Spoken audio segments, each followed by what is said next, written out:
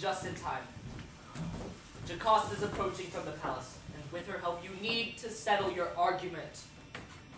You foolish man! Why have you incited such a misguided argument? Aren't you ashamed to stir up your own troubles at a time when the whole land is hurting? Why don't you go home, and you Creon to yours, and stop this before you add to the city's suffering? Sister, your husband Oedipus has decided he must choose between one of two terrible options, either to banish me from my native land or execute me. I certainly have, Jocasta, for I have caught him in the act of treason against my very person with his evil art. May I suffer now and perish soon as a wretched, doomed man if I have done any of the things you charge me with doing. Oh, by the gods, Oedipus, believe it! Out of respect for this most terrible oath of the gods, and then out of respect for me, and then for those at hand. Just be willing and be sensible, my lord, I beg you. What then do you want me to grant you? Respect this man, who has not failed you yet and is now strong in his own. Do you know then what you're really asking? I do, of course. Explain what you think. I think you should never cast dishonorable charge on a friend through uncertain rumor. Then understand that when you say this, you are calling for my death or banishment from the land. Not by the best god of all gods. May I be godless, friendless, die the worst death if I have this intention. But the decline of the land will consume my ill-fated soul if these new sorrows coming from you two are added to past sorrows. Let him go then. But it means I will be killed or exiled. Your words, not his, move me.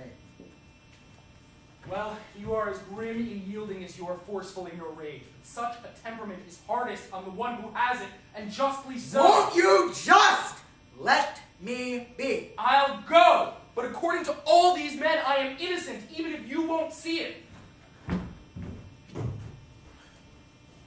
Lady, perhaps you should take me inside. I will, once I know the truth. Blind mistrust originated from rumor and injustice strikes. On both sides? Yes. Well, what were they claiming? Just let the issue rest. The land is troubled enough already. Even though you mean well, don't you know what you've done by trying to dull my judgment? My lord, I've said this more than once before. We would be insane to forsake you. You, who has led us to a certain victory before, and we hope will do the same again. By the gods, tell me, my lord, why you are gripped with such rage? I will. I honor you, my lady, far above the rest. It's Creon and his evil schemes against me. And how did it all begin? He claims that I'm the one responsible for Laius' death. But is this by his account or someone else's rumor? That treasonous prophet speaks for him. He keeps his lips pure. Well then, don't worry about it. Listen to me, and be comforted by the fact that the knowledge of a prophet does not apply to mortals. Here is proof. A prophet once came to Laius, not from Apollo himself, but from his attendants, claiming that Laius would die at the hands of our son. But Laius, or so the rumor goes, was killed by foreign robbers at the intersection of the three roads. And when our child was just 3 days old, Laius had others cast him out, ankles bound, onto a far-off mountain. Apollo did not make it happen, that the child kill his father, or that Laius die at the hands of his son as he had feared, even though the seer had declared that was their fate. Disregard such oracles. Whatever the god truly seeks, he himself will make happen.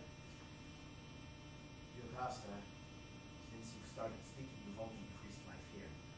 What is troubling you? Did you say Laius was killed where the three roads intersect? Yes, that's what we believe. Where did this happen? It's a place called Focus, where the roads lead from Delphi and Dahlia. How long ago was this? The story reached us just before we took over the throne. Zeus, what have you devised? Oedipus, why are you so troubled by this? Don't ask me yet. First tell me how old Laius was. What did he look like? Tall, silver hair, and his stature was not much unlike yours. Oh, gods. I'm doomed. I believe I may have unknowingly put myself under a horrific curse. What do you mean? Your very look is frightening me, my lord. I am afraid the prophet could be right. But tell me one more thing. Of course, though I am afraid I will answer any question you ask. Did Laius travel with just a few assistants, or were there many soldiers with him? No, there were 5 in total, including a messenger and 1 carriage for Laius. His is all clear. Where did you hear this? A servant, the only survivor. Is she here now? No. Soon after she came back to find you ruling in Lai's place and begged me with a solemn prayer to send her to the fields and pastures far from this town. So I sent her away. She deserved even as a slave at least that much more. Please, make she return immediately, as soon as possible. That's easy enough, but why? I'm afraid I have spoken rashly, and so I would like to speak with her. She'll come, but I think I have the right to know what's troubling you, my lord. Oh, all right, I'll tell you. I will not keep anything from you. Who else would I rather tell about this? Oedipus of Corinth was my father. Meryl of Doris, my mother. I was considered the best hope of all Corinth, till something happened to me by chance. At a dinner, a man drunk with wine claimed I was not my parents' son. Though I was annoyed at this, I restrained myself for the time being, but soon after, I asked my parents about it. They were furious with the man who had said these things, and so they comforted me, but I was still troubled, and the rumor spread. Without my parents knowing, I visited Delphi to ask about it. Apollo did not tell me what I wanted to know. Instead, he said other terrible, disturbing things. That I would corrupt the bed of my mother, that I would produce offspring that man could not bear to see, and that I would kill my own father. Upon hearing these things, I fled Corinth, thinking only of avoiding the fulfillment of those prophecies, those evil fates. As I traveled, I came to this place where you claim your sovereign ruler died. I will speak the truth now, Jocasta. While traveling, I came across a messenger and an old man in a carriage. They tried to push me rudely off the road. In anger, I struck the driver. The old man then struck me on the head with his double horse goad. But I hit him swiftly with my staff, and he fell out of the carriage. I killed them all. But if this stranger were related to Laius in any way, who could be more loathsome than this man before you? Who could be more despised by the gods? No one would be allowed to greet him at home or speak to him. And it was my own voice that brought this curse upon me. I corrupt the murdered man's bed with the very hands that killed him. Oh, am I not wretched? Am I not despicable, seeing I must be banished, never to see my own people, my own land, or else to be married to my mother and kill my father Palmus who raised me? Please, holy dread gods, don't let me see that day. No, may I be exiled from the company of any man before seeing such self-defilement, such dreadful misfortune. That would be terrifying, but until the witness comes, hope for the best. That shepherd is my last hope. But what can she say once she gets here? What exactly are you hoping to hear? I'm hoping for her to confirm your story exactly. If she does, I'm safe. Why?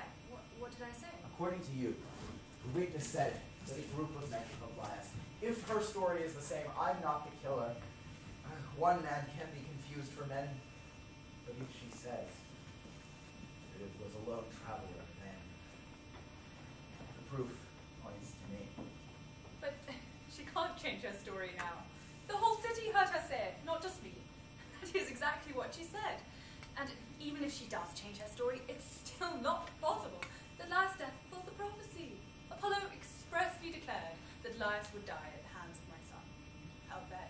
Why did that poor little baby die long before he could do anything of the sort? As far as prophecies go, I wouldn't pay much attention to this one. Yes, good, but even so, send someone to summon the shepherd now. I'll send someone right away, but let's talk inside. I only want to help.